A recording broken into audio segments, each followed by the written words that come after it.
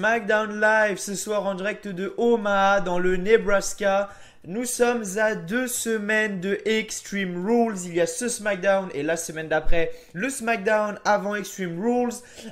Bon SmackDown ce soir pour être honnête avec vous. Ça fait 3 fois de suite que SmackDown est pas mauvais. Bon, SmackDown a été meilleur que Raw, mais ça je pense que pour faire pire que Raw, je pense qu'il faut vraiment être nul et être vraiment incompétent pour être honnête. Parce que franchement faire SmackDown pire que Raw hier soir, franchement faut être bon, mais voilà.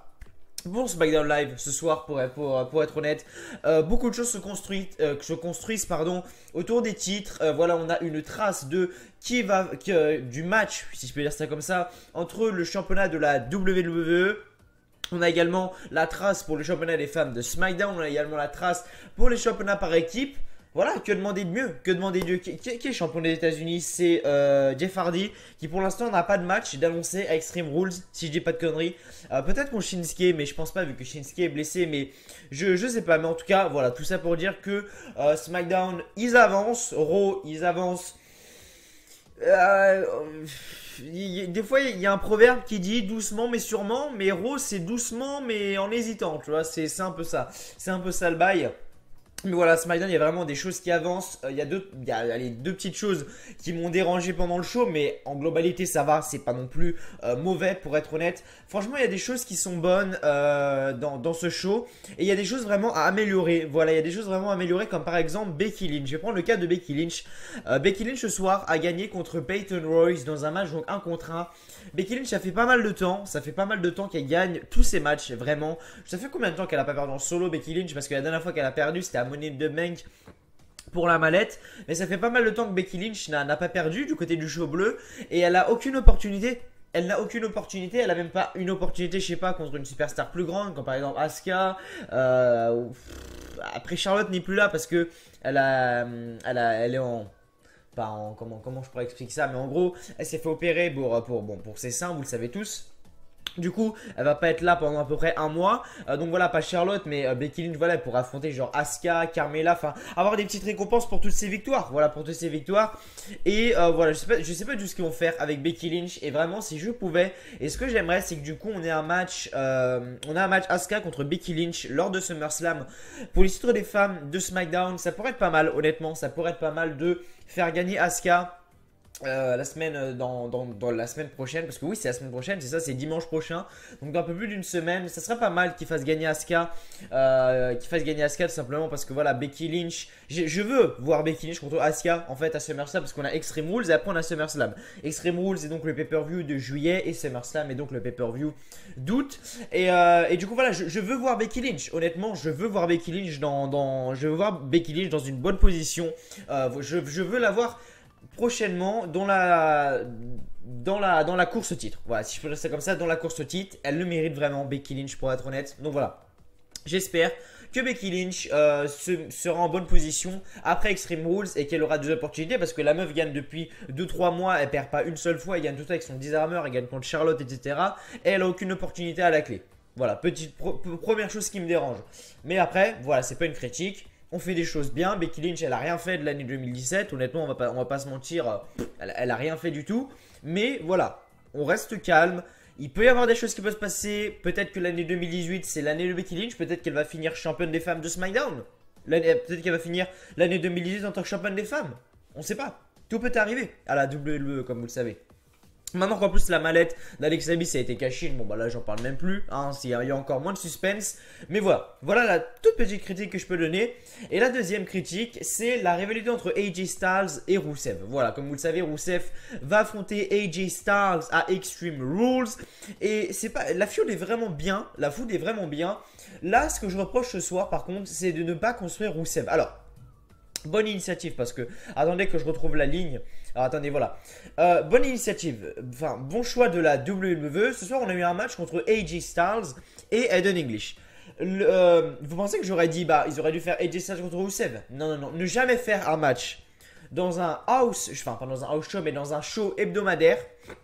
Vous allez faire un match dans un show hebdomadaire que tu auras en pay-per-view, parce que ça nous nique tout le temps, de toute façon ça nous niquera notre hype pour le pay-per-view. Donc voilà. bon choix, oui et non, parce que pour moi, on n'aurait pas dû voir AJ Styles ce soir pour commencer, ou alors il n'aurait pas dû catcher, voilà, si vous préférez. Mais ils doivent construire Rusev. Ce soir, on a AJ Styles contre Aiden English, et c'est Aiden English qui a catché. Non, il faut construire Rusev, il faut montrer Rusev puissant. La semaine dernière, Rusev a gagné contre Xavier Woods. Ça aurait dû continuer sur cette lancée. Il faut montrer Rusev puissant. Là, Rusev est comme une merde sur le côté avec son t-shirt rouge tout moche là.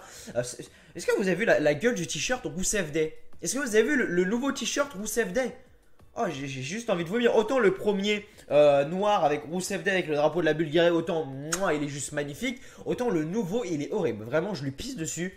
Mais voilà, honnêtement, quand je vois ça, quand je vois AJ Styles contre Aiden English, je me dis, il manque un truc. Soit c'est AJ Styles qui combat pas ce soir, mais Aiden English combat, ou l'inverse, Rusev combat pour le montrer puissant. Soit AJ Styles combat, mais voilà, il y a un truc. Il faut montrer Rusev puissant, et voir Rusev comme une merde sur le côté du ring, ça me dérange. Voilà, c'est vraiment deux petites choses qui me dérangent du côté de SmackDown. Becky Lynch et Rusev, et après le reste, honnêtement, quoi dire? Parce que voilà, c'est toujours mieux que Raw, comme j'ai dit. De toute façon, le problème majeur à Raw, c'est tout simplement que on n'a pas de, on n'a pas de championnat universel. Pour commencer, on n'a pas de championnat universel. Là, à SmackDown, on a quand même notre championnat de la WWE. Et deuxièmement, on a le programme de Raw qui dure 3 heures et le programme de SmackDown qui dure 2 heures. Vous allez me dire, ouais, mais si on rétrécit Raw, ça va faire 2 heures et après 1 heure pour SmackDown. Je demande pas ça. Je demande juste que NXT reste à 1 heure, que SmackDown Live passe à 1h30. Il y a beaucoup de choses à faire pour 1h30. Et que Raw passe à 2 heures à la place de SmackDown, ou sinon faire carrément NXT 1 heure, SmackDown du coup 2 heures et Raw 2h30. Ça ne dérangerait pas. Déjà une demi-heure c'est énorme. Vous pouvez pas comprendre comment une demi-heure c'est énorme. Déjà si on nous fout pas de la merde pendant une demi-heure, parce que quand on a de la merde, genre des matchs Apollo Crews contre, je sais pas, Noé José ou des trucs comme ça, Mojo Rawley, Noé José, c'est que Vince McMahon avait fini le show, mais s'est dit putain, il reste 15 minutes, il faut les boucher, qu'est-ce qu'on va faire? Et c'est pour ça que le problème, c'est pour ça que Raw a un énorme problème, c'est que ça dure beaucoup trop longtemps, et 3 heures c'est vraiment beaucoup trop dans un show de catch. Du coup voilà, je pense que c'est pour ça. Donc pour moi, voilà, si vraiment je devais choisir, je ferais 1 heure NXT, 1h30 SmackDown et 2 euros. Voilà, vraiment, ça pourrait être pas mal, honnêtement, parce que NXT, on voit tout. Certes, le roster est 2 fois moins. Comment je pourrais expliquer ça? Certes, le roster est. Comment je pourrais dire? Il y a 2 fois moins de personnes dans le roster de NXT que Raw ou SmackDown, mais voilà, on a le temps de voir. On a le temps de voir des bons matchs, des bonnes rivalités. Voilà, on a le temps de tout voir à NXT. À SmackDown, bon, c'est toujours ça, mais à SmackDown, on voit tout ce qu'on voit. On a notre championnat de la WWE, on a nos championnats tag team, on a notre championnat des États-Unis. Que dire mieux? On a notre championnat. Carmela, c'est vrai qu'on la voit plus en ce moment, mais d'habitude, on a notre championnat des femmes. Voilà. À Raw, on n'a pas de championnat universel. Le titre intercontinental, Dolph Ziggler là, mais il y a une feud bizarre entre Drew McIntyre, Dolph Ziggler, Roman Reigns, Bobby Lashley, Seth Rollins. Enfin, ça part totalement en couille. On ne sait même plus si le titre intercontinental, ça va se faire avec Rollins, avec Reigns. On ne sait même plus. Je sais que le match Extreme Rules qui est prévu, c'est donc Rollins contre Ziggler, mais il y a Roman Reigns dans l'histoire, il y a Bobby Lashley après. Enfin, c'est toute une merde, honnêtement. Voilà, championnat universel déjà.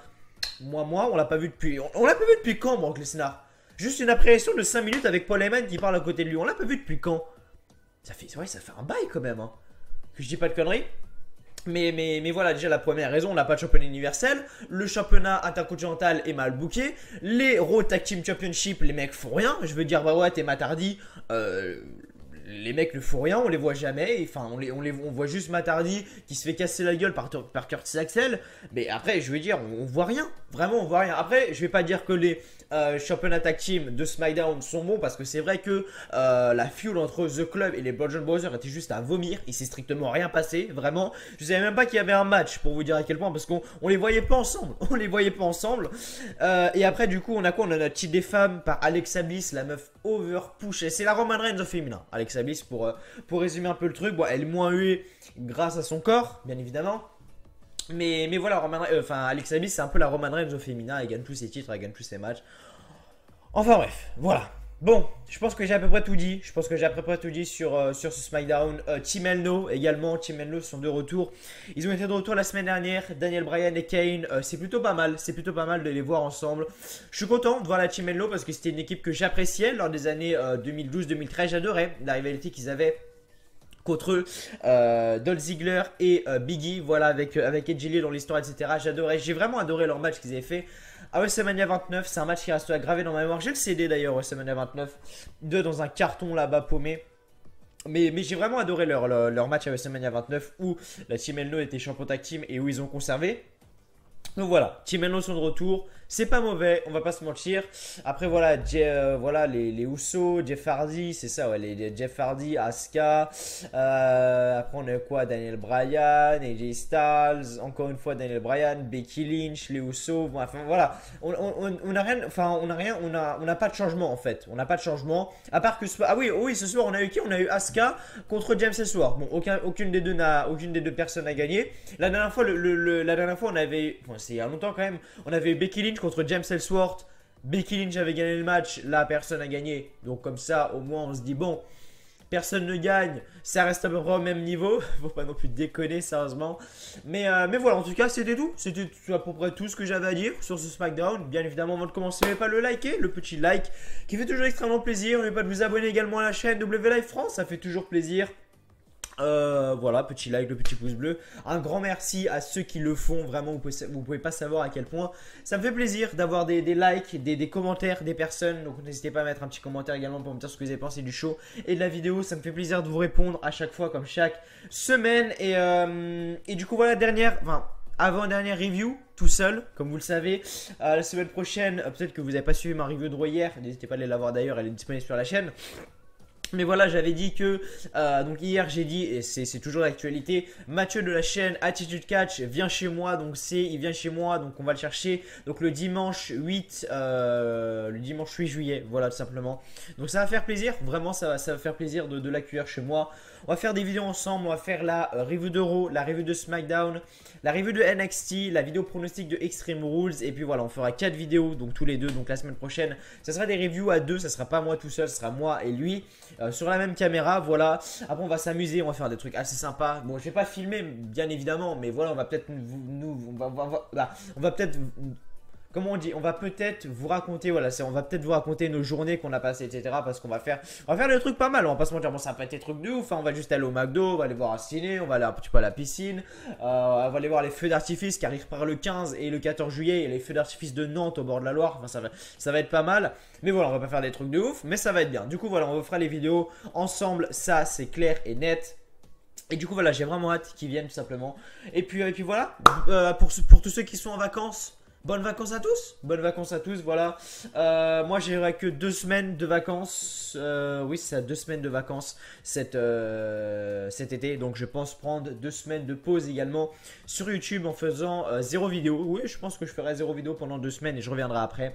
Bien évidemment, comme vous le savez, voilà, j'ai que 5 semaines de vacances dans l'année. Donc voilà.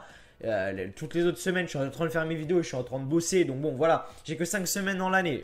Que 5, hein. Alors qu'il y a les étudiants qui, juste en octobre, si j'ai pas de conneries, et en décembre, ils ont déjà 4 semaines. Donc ça veut dire qu'ils ont déjà, juste en 4 mois, ils ont ce que moi j'ai en un an. Au niveau des vacances. Pour vous donner un petit peu le topo. Mais c'est pas grave. Pas de jalousie entre nous. Vous savez très bien. Mais en tout cas, voilà. Pour ceux qui sont en vacances, bonnes vacances à tous, profitez bien, réveillez-vous à 13 h tranquillement et surtout profitez, vraiment profitez. Je vous le dis pour tous ceux qui commencent à avoir 15-16 ans, qui arrivent au bac, etc. Profitez des cours, honnêtement profitez des cours, profitez d'être tranquillement avec le prof qui, bon bref, vous casse les couilles ou quoi, mais profitez d'être tranquillement sur une chaise en train de fixer le prof, machin, limite en train de dormir. Profitez.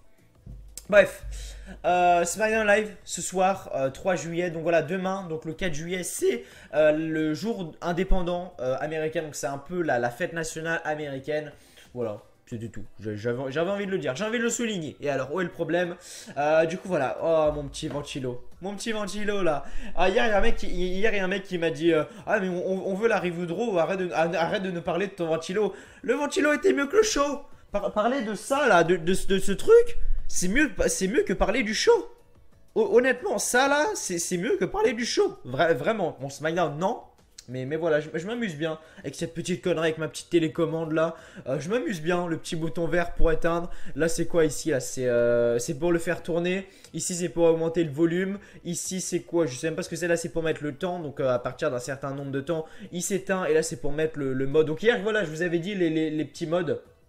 Voilà les petits modes qu'il y avait. Donc ici, donc en premier, on a le mode, voilà, juste pour qu'il tourne et pour que ça puissance 1, puissance 2, puissance 3. Après, on peut le mettre en mode forêt, c'est-à-dire que il est...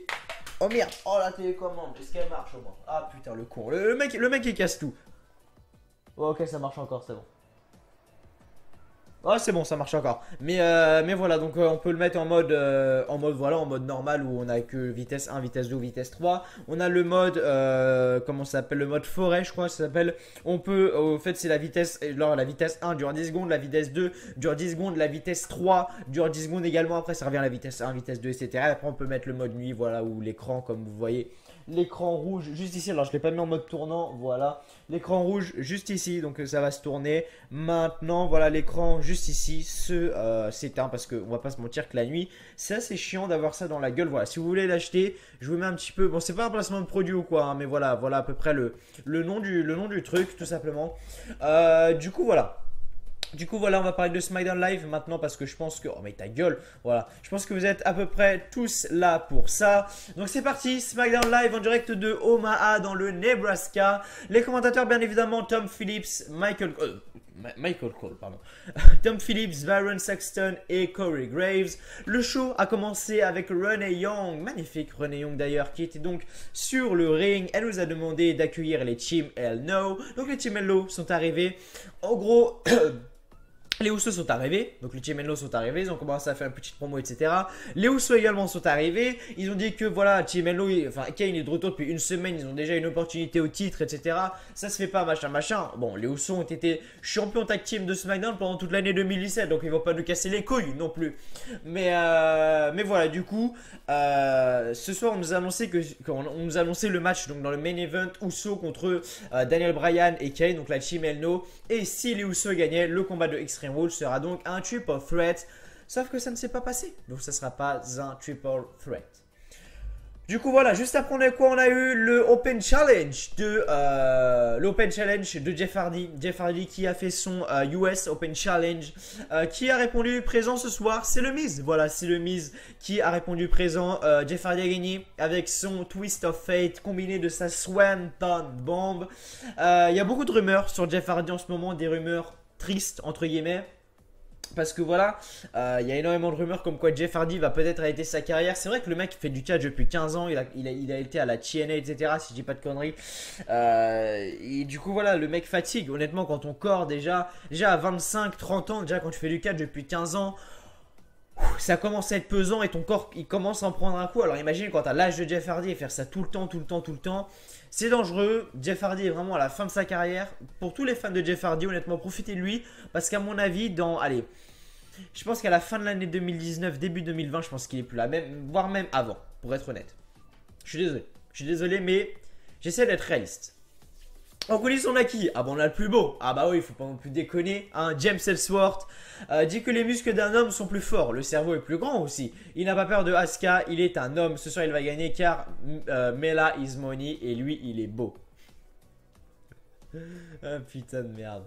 De retour, Byron Saxton donc, est sur le ring. Donc il nous dit que le 4 juillet, donc comme je vous avais dit, les USA vont célébrer le jour de l'indépendance. Ce soir, New Day a demandé de nous offrir quelque chose de spécial, un concours de mangeurs de pancakes. Donc là on voit qui? On voit Biggie qui arrive, Xavier Woods et enfin pour finir Kofi Kingston. Voilà, donc les trois, donc il y avait une énorme table au milieu du ring. Les trois sont comme ça, donc il y a la table qui est au milieu. Les trois sont comme ça, donc il y a un chrono. Byron Saxton dit 3, 2, 1 et là il commence à bouffer des pancakes machin. Et là on entend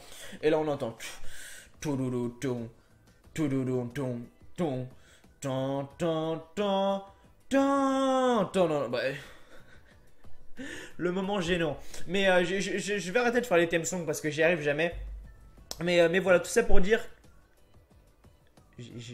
Je croyais que j'avais oublié une partie, excusez-moi, je croyais que j'avais sauté un truc, mais non. Et du coup, voilà, la musique, bon, pour ceux qui n'auraient pas reconnu la musique, hein, je pense que vous avez reconnu un petit peu, même si je suis pas non plus le plus fort en theme song, c'est la musique de Sanity, Killian Dane, Alexander Wolf et Eric Young. Sanity a détruit le New Day. Je pense qu'on va avoir une rivalité prochainement entre ces superstars là, voilà, entre Eric Young, Killian Dane et Alexander Wolf. Je pense qu'on va avoir une rivalité. Pour quel match? Où est-ce que ça va nous mener? Je sais pas encore, on verra bien. On verra bien la semaine, enfin, on verra bien les prochaines semaines. Du côté de SmackDown Live, je pense que ça s'accélérera vraiment prochainement. Je pense qu'ils auront un match quand même à SummerSlam. C'est un il faut pas non plus déconner. Mais je sais pas, on verra bien. Je suis confiant quand même pour leur avenir. Les mecs ont perdu la semaine dernière pour le premier match à SmackDown. Je pense que Vince McMahon, il va se ressaisir, je pense. Après, je dis ça, je ne dis rien. De retour, donc Asuka contre James Ellsworth, accompagné de Carmella. Bah si, on l'a vu Carmella. J'avais même pas fait gaffe. Aucune des deux superstars n'a gagné. Bon, honnêtement, j'en ai pas grand chose à foutre parce que ça nous avance strictement à rien. James Ellsworth est dans le match, ok, pourquoi pas, mais je vois pas à quoi ça sert, honnêtement. Bon, ok, en tout cas, c'était drôle. Mais à part ça, rien de spécial. Après le combat, donc Asuka le poursuit toujours. Ils sont de retour près du ring. Et Carmella en profite pour frapper Asuka, machin. La base des bases, la routine, comme on dirait. Et du coup, voilà. Donc en coulisses, ensuite, on a Daniel Bryan qui dit à Kane qu'ils doivent s'entendre, pardon, pour ce soir. Kane lui demande: est-ce que t'es prêt? Daniel Bryan lance sa liste au sol et commence à dire yes, yes, yes. De retour, on annonce que Jeff Hardy. Ah voilà. Ok, pourquoi pas, voilà, c'est ça que c'est l'info que je cherchais. Voilà, c'est l'info que je cherchais. Je l'avais, enfin, je pensais l'avoir vu quelque part, pardon. Et en effet, je l'ai vu. Voilà, de retour, on annonce que Jeff Hardy va affronter Shinsuke Nakamura pour le titre des États-Unis à Extreme Rules. Je pense honnêtement que Shinsuke Nakamura va gagner le titre. Mais ça, j'en parlerai dans la vidéo pronostic de Extreme Rules la semaine prochaine avec Mathieu de la chaîne Attitude Catch. Je vous garde un peu la surprise et je vous garde un peu mon avis et mes pronostics. AJ Styles, donc, est sur le ring. Promo, ok, pourquoi pas. Promo, encore une fois, très très bonne, honnêtement. En même temps, c'est AJ Styles, hein, c'est pas Roman Reigns au micro, mais voilà, AJ Styles, toujours aussi bon au micro. Après, ça nous a donc donné lieu à un match AJ Styles contre Aiden English, accompagné de Rusev. Je vous ai déjà donné mon avis Pardon, je vous ai déjà donné mon avis par rapport à ce match. Est-ce que ça devait avoir. Enfin, pourquoi pas Rusev au lieu d'Aiden English, etc. Voilà, je vous ai déjà donné mon avis. Je vais pas blablater encore plus sur ça. Mais à la fin, donc ce qui s'est passé, c'est que Rusev a tiré AJ Styles en bas du ring et donc l'a repoussé contre le poteau pour enchaîner avec un Mashka Kick. Et ensuite, Rusev l'a mis sur le ring pour lui faire son The Accolade sur AJ Styles. Ensuite, de retour en coulisses, on voit Carmella qui discute avec James Ellsworth, Osef, un petit peu quand même, on va pas se mentir. Voilà, Becky Lynch contre Peyton Royce accompagné de Billie Kay. J'ai envie de vomir quand je vois les deux, mais c'est pas grave. Becky Lynch gagne le match avec son Disarmer. Voilà. Il n'y a pas besoin de chercher midi à 14h. C'est très très bon, c'est simple, c'est rapide, c'est efficace. Basta, qu'est-ce qu'on a besoin de plus? Becky Lynch gagne ce match, ok. Qu'est-ce qu'elle va faire prochainement avec SmackDown Live? C'est la question number one que je me pose. C'est qu'est-ce qu'elle va faire à SmackDown Live prochainement, Becky Lynch? Je sais pas, vraiment, c'est là par contre, c'est une chose qui m'intéresse vraiment, mais c'est également la chose, j'ai le plus gros trou de mémoire, pour pas vous mentir, parce que je sais pas du tout ce que va faire Becky Lynch en fait. Elle gagne tous ses matchs, pour l'instant elle est annoncée dans aucun match. Est-ce qu'on doit attendre que Extreme Rules passe pour qu'on nous annonce que Becky Lynch va du coup affronter Asuka ou Carmella si Carmella conserve? Je sais pas, vraiment je sais pas, hâte de voir en tout cas, juste pour ça déjà, j'ai envie de voir ce que ça va donner SmackDown. Moi c'est la division féminine, tout le monde s'en fout, enfin... Les gens s'en foutent de plus en plus de la division féminine parce que ça régresse. Moi, je trouve pas. Au contraire, quand je vois que Becky Lynch bat Peyton Royce comme ça et qu'on nous a offert un très bon match. Bon, certes, le match n'a pas duré très très longtemps, mais quand on nous offre un bon match comme ça entre les deux, c'est pas mauvais. Vraiment, c'est pas mauvais. Voilà, Becky Lynch gagne ce match avec son Disarmer par soumission. En coulisses, donc, Shinsuke Nakamura demande pourquoi Jeff Hardy met de la peinture sur son visage. C'est un clown peut-être, un fou ou il a honte. Avec Extreme Rules, il va tout prendre, la fierté, l'honneur et le titre de Jeff.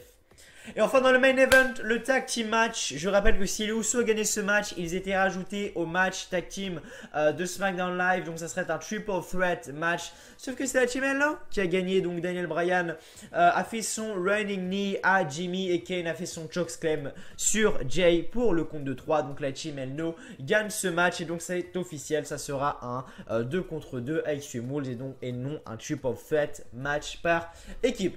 Et après le combat, donc Daniel Bryan explique à Kane comment faire le signe. Oui, et les deux se font un câlin. Mais les Bludgeon Brothers arrivent sur la scène pour regarder Kane et Daniel Bryan. Et le show se termine ainsi. Voilà. Pour résumer, donc voilà, ne pas enregistrer. Voilà, pour résumer, SmackDown pas mauvais. Honnêtement, voilà, c'était pas mauvais du tout. Pour être honnête, c'était même plutôt bien. Hâte de voir ce qui va se passer la semaine prochaine du côté de SmackDown parce que Extreme Rules arrive. Est-ce que on va voir des rivalités continuer, genre par exemple la rivalité Rusev et Jay Styles, est-ce qu'on va voir la rivalité pour les titres de SmackDown également continuer, est-ce qu'on va voir Shinsuke Nakamura du coup également la semaine prochaine pour voir ce qu'il va faire contre Jeff Hardy quand même, parce que ça serait sympa parce que la rivalité on nous l'a posé comme ça, on l'a dit tiens qu'est-ce qu'on pourrait faire pour Shinsuke, on lui a pas donné le titre de la WWE. Qu'est-ce qu'on pourrait lui faire? on va lui filer un match de championnat contre Jeff à Extreme Rules. Je pense que c'est fait comme ça. Dans les backstage, bien évidemment. Mais en tout cas, voilà, on verra bien ce qui va se passer prochainement du côté de SmackDown Live. Et du coup, voilà, merci à tous. Merci à tous d'avoir regardé cette review de SmackDown. Encore une fois, un grand merci à vous d'avoir été là. Le petit like qui fait toujours plaisir, merci d'avoir regardé cette vidéo. Le petit like, le petit pouce bleu qui fait toujours plaisir. N'oubliez pas de vous abonner également à la chaîne si vous n'avez toujours pas fait. Voilà, si vous aimez ce que vous voyez, review de Raw, review de SmackDown, plein d'autres vidéos, tout en rapport avec la WWE sur cette chaîne. Mais évidemment, et moi je vous dis quoi, je vous dis simplement à demain pour la review de NXT. Je sais que le 3/4 des personnes ne regardent pas NXT, donc ne vont pas regarder la vidéo. Donc moi je dis simplement plutôt à mardi pour la review de Raw avec Mathieu de la chaîne Attitude Catch. Allez, à demain pour ceux qui regardent NXT et à mardi prochain pour ceux qui regardent Raw.